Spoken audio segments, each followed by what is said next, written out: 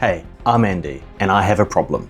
My 3D printer filament keeps getting wet from the high humidity in my garage, so I built the ultimate filament dry box, using a one-of-a-kind solid-state dehumidifying element, which dries the air using electrolysis, and 2 old wine fridges, and a lot of custom 3D prints. And in this video, I'll show you how I made it, what went wrong, and how it's a game changer for my 3D printing workflow. Most common filaments like PLA, ABS, PETG, nylon are all hygroscopic, meaning they naturally absorb moisture from the surrounding air. This can ruin your print surface quality, reduce layer adhesion, and make the filament brittle. And if you've ever printed with TPU, you know the bubbly stringy mess you get when your filament hasn't been dried properly. But I'm lazy and impatient. I don't want to dry my filament for 8 hours before each use. I want to dry it once and store it dry so it's ready whenever I need to use it. I'm not the only one who wants to do this. There are heaps of different designs and ideas online about how to do this. But like all my projects, I wanted to save money by using parts I already had. And somehow that always ends up being the most expensive option. I had 2 old broken wine fridges lying around for some time, with no idea what to do with them. I then thought fridges should be sealed, right? To keep in the cool air, right? This won't come back to bite me in the ass, right? With that in mind, I started out by removing the compressors and the refrigeration controls so I could use them as dry boxes. I then removed some shelves so I could stack as much filament as possible in the fridges. I also added a bunch of desiccant to keep it dry. Thinking I was done, I left it and used it like that for a long time. But not only did I become increasingly frustrated with accessing the filament, as the one I wanted was always at the back or they'd always fall out when I opened the door. On top of that, I kept on having to change the desiccant, and it never really got the humidity down low enough to safely store filament long term. I thought there must be a better way to keep the filament dry, but I'll get to that later in the video. But now I want to solve the most annoying problem, storing the filament. I knew I wanted drawers to hold the filament, and I got inspired by Robert Cohen's modular filament storage system that he made a few years ago. I'll put a link in the description if you want to check that out. The first thing I did was design an exact replica, or near as I could get, of one of the fridges in Fusion. This would help me more accurately design all the parts I needed for this project. It looks complicated, but it was actually really easy to make. I just measured all the major external features of the fridge and extruded them into one box. From there, I extruded different measurements into the box to make all the necessary cutouts for the main compartment and the compressor compartment. The only hard part was getting the draft angle right for the internal section of the fridge. It looks like the internal material of the fridge is made from a vacuum formed plastic. This is when you heat up a sheet of plastic to near the melting point and then push it down over a mold and then suck all the air out of the mold, and it forces the plastic into the shape of the mold. However, this requires a draft angle where you taper the mold to make it easier to remove. And this caused a few minor issues later on in the project when I didn't get the angle quite right. Now that I had the basic shape modeled, I could play around with how all the rolls of filament fit in the fridge. After some juggling, I found I could fit 2 rows of 6 rolls and 1 row of 4 rolls in the fridge. This would give me a total of 16 rolls of filament, and it's about 1 or 2 more rolls than I could fit before, so even this is a big improvement. For the drawers, I'm going to use some drawer slides that I found at a local hardware store, so I modeled these as well and aligned them in the model. Now that I had everything modeled, I designed the actual parts I needed to make the drawers. I'm going to do a similar design to Robert's, where it has a 20mm PVC conduit to hold the rolls in place and 2 end pieces to hold it together. I went through a few iterations of the design and printed and tested a whole bunch of parts until I had my final design. I spent a couple of weeks printing everything out. There's a lot of printing. Each shelf needs 2 end pieces, and there is a total of 6 shelves plus all the extra parts I need.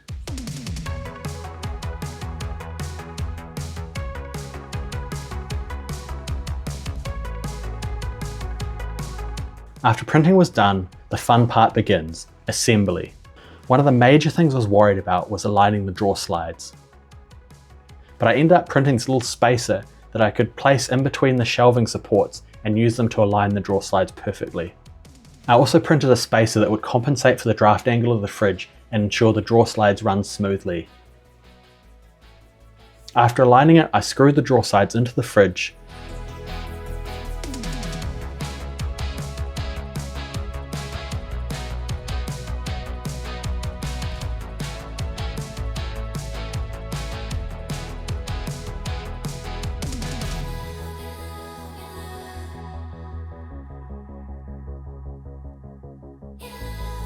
I then had to remove the shelving supports that were in the way with my multi-tool.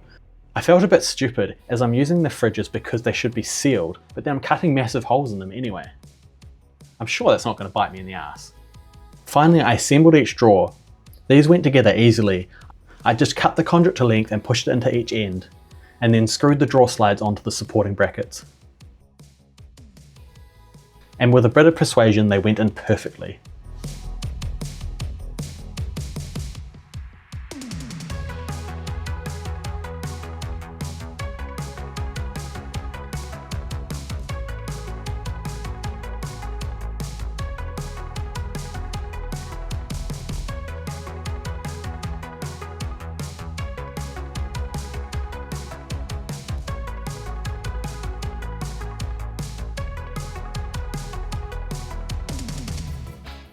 Even though I don't have the drying set up for this project yet, it's already a major improvement and worth it just for this. Now it's time to sort out the dehumidifying. I spent ages looking at different options. My goal is not to dry the filament, but to keep the humidity as low as possible, to keep the filament as dry as possible for as long as possible, definitely below 20% humidity and ideally below 10%. I also plan to dry out each roll of filament before I put it into storage where it will hopefully stay dry. For some more hygroscopic filaments, I might still need to dry the filament before printing. But I want to keep drying to a minimum. The most obvious and potentially simplest solution is using a PTC heating element to heat up the air and dry it out, similar to how filament dryers work. But I wasn't keen on this for two reasons. One, I was worried the fire safety issues of a custom heating element in a plastic enclosure. And two, it'd waste a lot of power. The next idea I had was using a Peltier module. Peltier dehumidifiers exist, so I could have used one of those or made my own, but again it seemed overcomplicated and they're not very efficient, so it would have wasted a lot of power as well. I was sure there's got to be another way to dehumidify air, but then I remembered that CNC kitchen video from a few years ago about solid state dehumidifiers. And that got me thinking, solid state dehumidifiers are exactly what I need. They use very little power and virtually maintenance free, and don't require any complicated controls like some of my other ideas. So I reached out to Rochelle and explained the project and asked if they were interested in working with me, and to my surprise they said yes, and offered me one of their larger dehumidifying membranes. These membranes work via electrolysis. When 3 volt is applied, moisture on the inside gets broken apart into hydrogen and oxygen.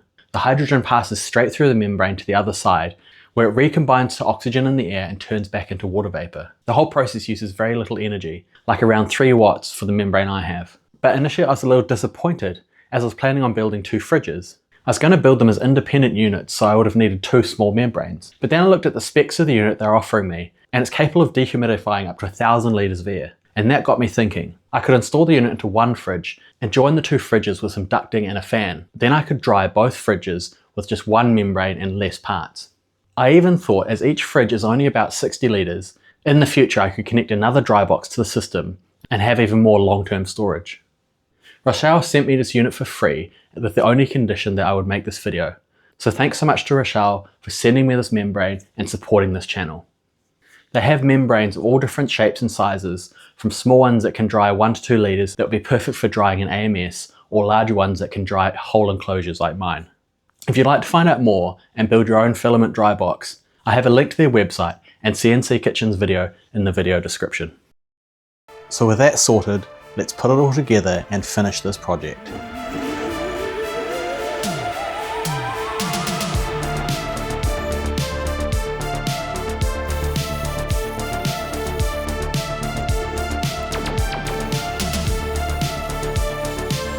I started out by installing the top and bottom air vents in both fridges. That also included a mount for the air circulating fan.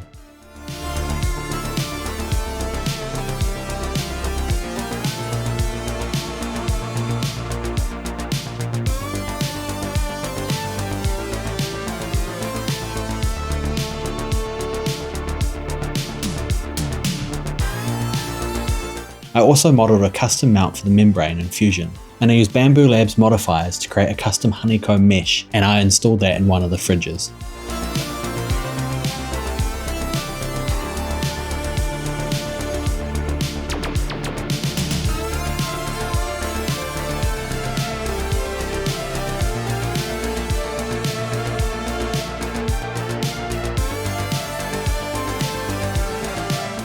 Next I ran the cables from the fridge and into the control panel. I also installed the power supplies. I installed a 12 volt power supply for all the controls and a regulated 3.3 volt power supply for the membrane.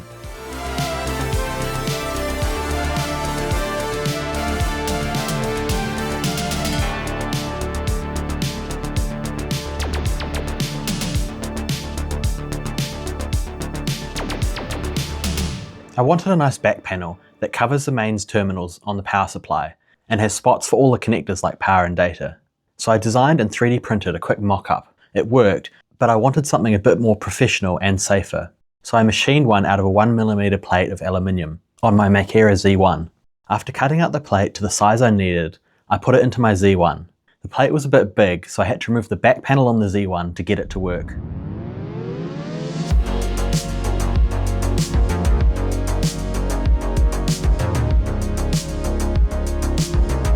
I also designed a Star Wars inspired grille with space on the back for all the connectors I needed.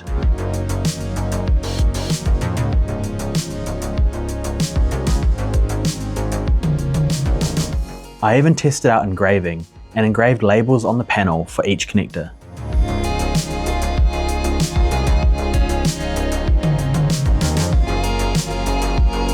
After it was complete, I used a black marker to fill in the engravings and give it more contrast.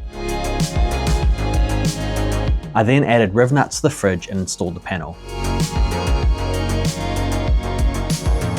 It was at this point I realised I'd forgotten to add a spot for the Ethernet jack, so I did it all again, this time with space for all 4 connectors. For the controller, I was able to build this in my man cave with a box of scraps. I used an old Arduino and an Ethernet shield with some relays to control the fans and a breakout board for the sensors. I 3D printed a base plate to hold everything and used my 0.2mm nozzle on my P2S to create a wiring guide so I don't get the wires crossed and damage the membrane. I installed the membrane, a temperature and humidity sensor in the main fridge, along with magnetic door switches in both fridges, so I can sense when either door is opened and turn off the fan to avoid blowing out all the low humidity air. It also has another sensor so I can check if the 3.3 volt power supply is still working.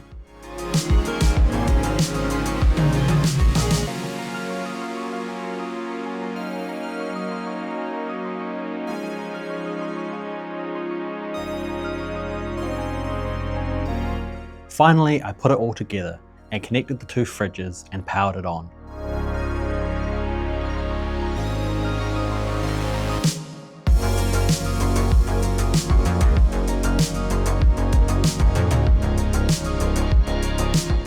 I then spent the next week drying all the filament 4 at a time and then adding them to the dry boxes.